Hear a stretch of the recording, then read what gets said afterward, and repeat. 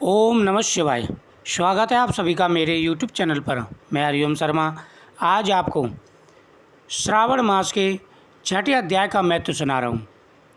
सनत कुमार बोले कि हे भगवान, मैंने रविवार का हर्षकारक महत्व सुन लिया, अब आप श्रावण मास में सोमवार का महत्व बताइए। भगवान शिव कहने लगे कि हे सनत कुमार, सूर्य मेरा नेत्र है, उसका महत्व इतना श्रेष्ठ है, तो फिर उमा सहित सोम मेरे नाम वाले उस सोमवार का कहना ही क्या। उसका जो महत्व है मेरे लिए वर्णन के योग्य है, उसे मैं आपसे कहता हूँ। सोम चंद्रमा का नाम है और यह ब्राह्मणों का राजा है। यज्ञों का साधन भी सोम है।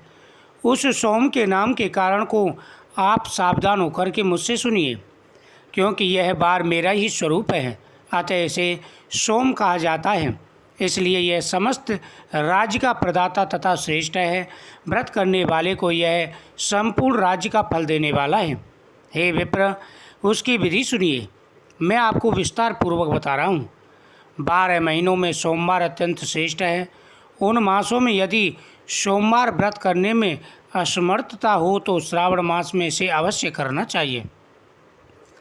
इस मास में इस व्रत को करके मनुष्य वर्ष भर के लिए व्रत का फल प्राप्त कर लेता है। श्रावण में शुक्ल पक्ष के प्रथम सोमवार को यह संकल्प करें कि मैं विधिवत इस व्रत को करूँगी, शिवजी मुझ पर प्रसन्न हों। इस प्रकार चारों सोमवार के दिन और यदि 5 हो जाएं तो उसमें भी प्रातःकाल यह संकल्प करें और रात्रि में शिवजी का पूजन करें। 16 उपचारों से सायंकाल में शिवजी की पूजा करें और एकत्रित होकर उपचारों सायंकाल में भी शिवजी की पूजा करें और कथा का श्रवण करें।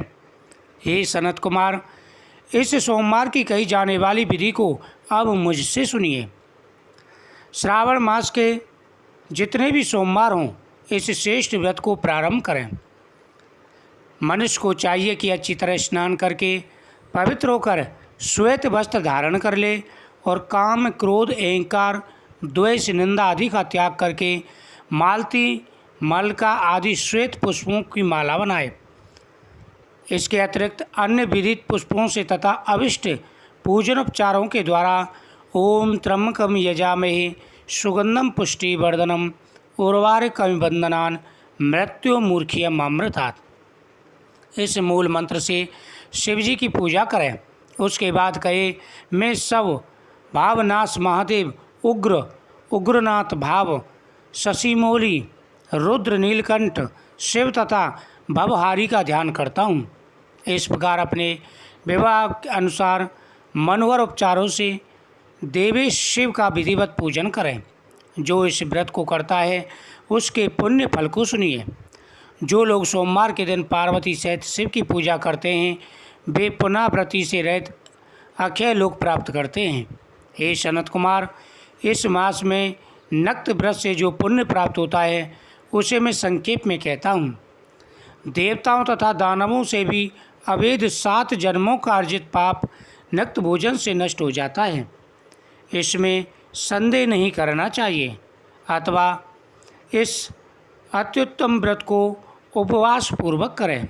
इसे करने से पुत्र की इच्छा रखने वाला मनुष्य पुत्र प्राप्त करता है और धन चाहने वाले को धन की प्राप्ति होती है। वह जिस जिस अभिष्ट की कामना करता है उसे पा जाता है। इस लोक में दीर्घकाल तक सुख भोगता है और अंत में विमान पर आरूढ़ होकर वह रुद्र लोक में प्रतिष्ठा प्राप्त करता है। चित्त चंचल, धन चंचल और जीवन की चंचल, ऐसा समझकर प्रयत्नपूर्वक व्रत का उद्यापन करना चाहिए। चांदी के वृषभ पर विराजमान सुवर्ण निर्मित शिव तथा पार्वती जी की प्रतिमा अपने सामर्थ्य के अनुसार बनानी चाहिए। इसमें धन की कृपणता नहीं करनी चाहिए। उसके बाद एक दिव्य तथा शुभ लिंग तो भद्र मंडप बनाए तथा उसमें 2 श्वेत वस्त्रों से युक्त एक घट स्थापित करें। घट के ऊपर तांबे तथा बांस का बना हुआ पात्र रखें। उसके ऊपर उमा सहित शिव को स्थापित करें। उसके बाद श्रुति, स्मृति तथा पुराणों में कई मंत्रों से शिव की पूजा करें।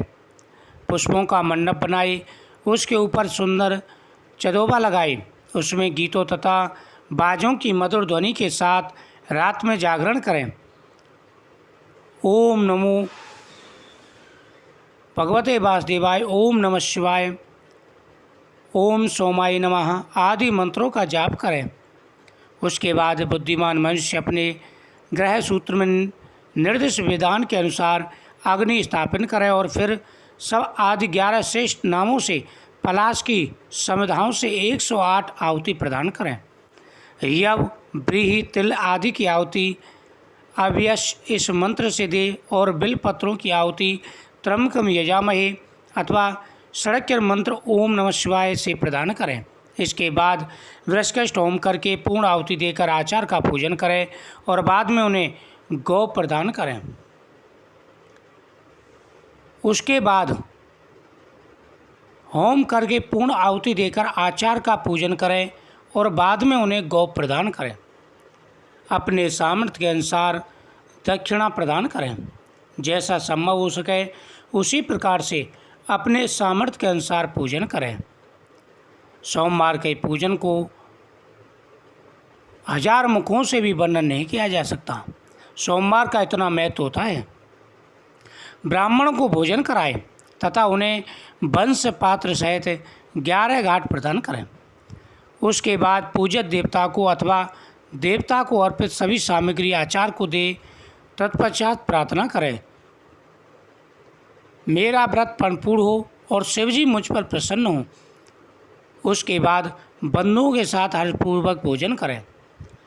ब्राह्मण को आप भोजन कराएं। उस समय हाथ जोड़कर के उनसे प्रार्थना करें कि हे ब्राह्मण देवताओं, आप मुझे आशीर्वाद प्रदान करें।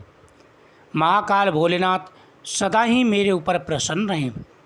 मैं जिस अविष्ट कामना से यह व्रत कर रहा हूँ वह मेरी इच्छा पूरी हो। उसके बाद बंधुओं के साथ हर्षपूर्वक भोजन करें। इसी विधान से जो मनुष्य इस व्रत को करता है वह जिस जिस अभिलाषित वस्तु की कामना करता है उसे प्राप्त कर लेता है और अंत में शिवलोक को प्राप्त करता है, उस लोक में पूजित होता है। हे सनत कुमार, सर्वप्रथम श्री कृष्ण ने इस मंगलकारी सोमवार व्रत को किया था। श्रेष्ठ आस्तिक तथा धर्मपरायण राजाओं ने भी इस व्रत को किया था। जो इस व्रत को नित्य श्रवण करता है वह भी इस व्रत के करने का फल प्राप्त हो कर लेता है। इस कथा को श्रवण करने वाला, कहने वाला दोनों ही पुण्य के अधिकारी होते हैं। इसी प्रकार यह सोमवार की व्रत की विधि थी। इस नियम के अनुसार जो व्यक्ति श्रावण सोमवार का व्रत करता है उसकी सभी मनोकामनाएं पूरी हो जाती हैं। धन, सुख, समृद्धि, मान प्रतिष्ठा की प्राप्ति होती है। साथ ही महाकाल भोलेनाथ प्रसन्न होकर के अपनी कृपा दृष्टि उस व्यक्ति पर प्रदान करते हैं। जीवन में आ रहे सारे दुख, सारी परेशानियां क्षण भर में समाप्त हो जाती हैं।